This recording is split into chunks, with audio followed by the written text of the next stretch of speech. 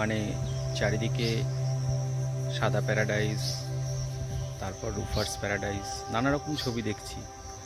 আর বিভিন্ন জায়গায় প্যারাডাইসের সন্ধান করছিলাম। যাই হোক, অনেক খোঁজাখুঁজি করার পর আজ প্যারাডাইস পেয়েছি। সেই প্যারাডাইস তোমাদের সঙ্গে শেয়ার করব। শুনতেই পাচ্ছ প্যারাডাইস ডাকছে। এখানে সাদা paradise, Indian paradise fly catcher বা যেটাকে আমরা দুধরাজ বলে চিনি, তার দেখা পেয়েছি। এই গাছেই বাসা, খুব সুন্দর ছবি হয়েছে। চলো তোমাদের একটু দেখো।